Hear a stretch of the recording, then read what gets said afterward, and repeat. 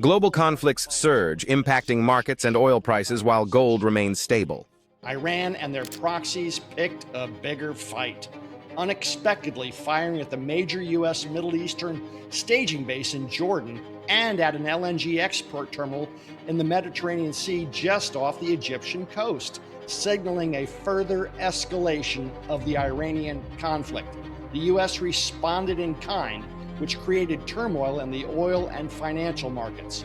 Meanwhile, the Fed held the Fed fund rate steady at their just concluded July meeting, but U.S. equity markets, the Treasury markets, and the currency markets were anything but steady. What remained steady through all this turmoil?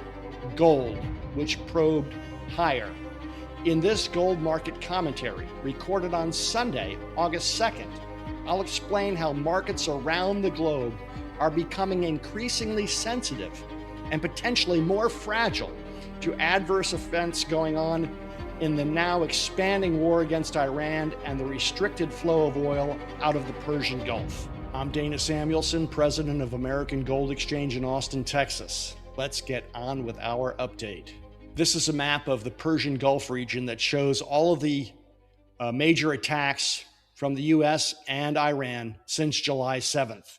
And you can see that's been quite active. But what is new is what's been happening down in Yemen, around the Bab al-Mandeb Strait, and especially in that little red circle up to the upper left in the Mediterranean Sea. That's the LNG export terminal that Iranian proxies in northern Iraq took shots at on last Tuesday, which sent the gold price up $100 and put the oil price up and put equities markets into a bit of a tailspin. So this is a sign that the conflict is expanding. Saudi Arabia now wants to put a coalition together to fight against the Houthis in Yemen. What many of you may not remember is last April and May in 2025, the U.S. had about a 45-day air campaign against the Houthis in Yemen for the very same reason. They were raising trouble in the Red Sea at that point in time, and we helped Saudi Arabia out then, and now they're back at it.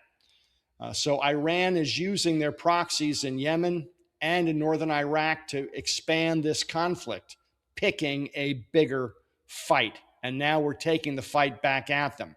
Saudi Arabia wants to put a coalition together to protect the Red Sea shipping, which means this conflict is spreading to other nations in the region who've tried to remain as neutral as possible throughout the conflict. It's getting bigger, wider.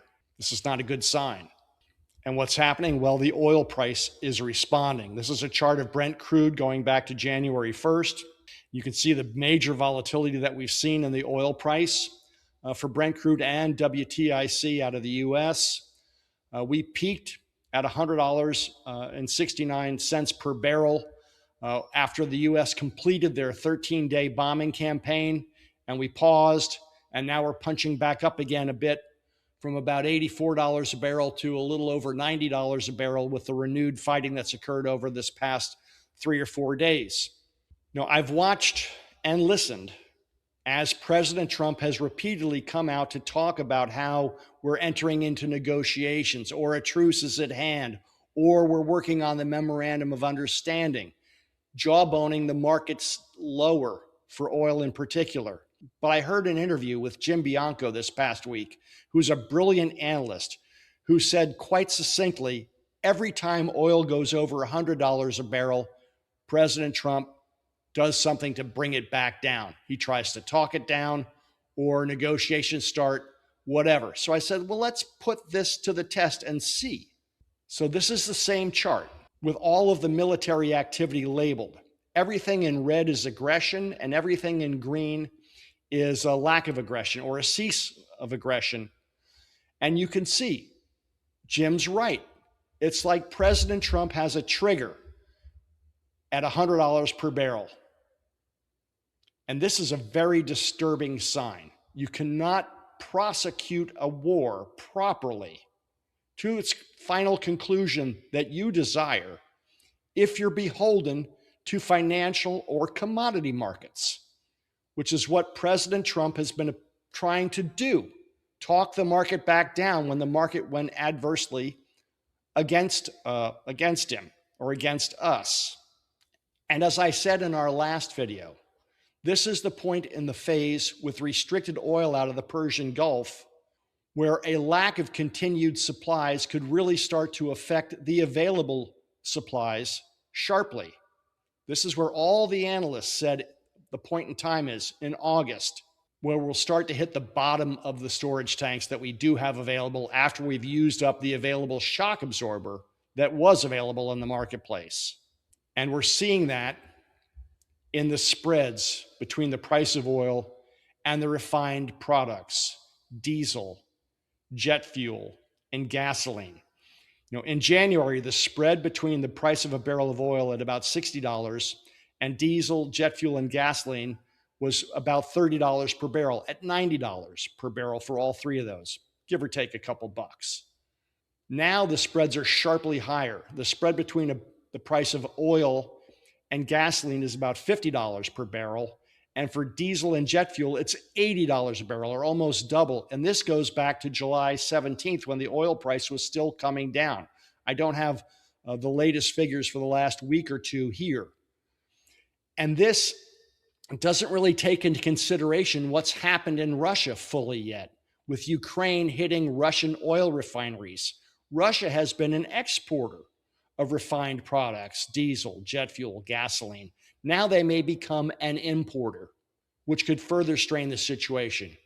And what's also happened throughout this entire crisis is China has been reducing their oil imports sharply to help ease the strain in the markets. But now they may be re-importing oil again. And as I said a month or two ago, when China makes that turn, it could really put some more upward pressure on the price of oil.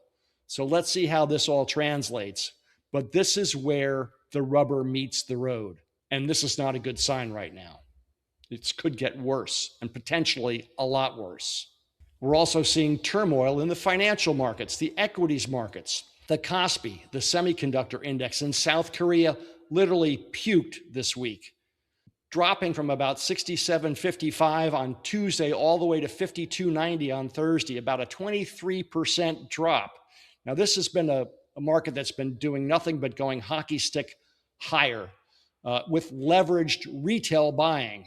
And a lot of people got stopped out this past week, including Leopold Aschenbrenner, whose hedge fund was heavily invested, leveraged again 4-1 in a couple of high-tech Korean stocks, got stopped out and sold to Ken Griffey's Citadel at a discount price this week. Young investor leveraging up, looking like boy genius, got a real big market lesson this week. Get weekly institutional-grade metals analysis for just $19.97 per month. Donna Samuelson, 46-year gold market veteran and protege of the man who re-legalized private gold ownership in America, just launched a new Substack that helps you stay informed about what's really moving gold and silver. No hype, no price target theatrics, just the clearest read on the metals markets in a format that actually fits your day. Visit news@amerigold.com and subscribe to get this week's full breakdown.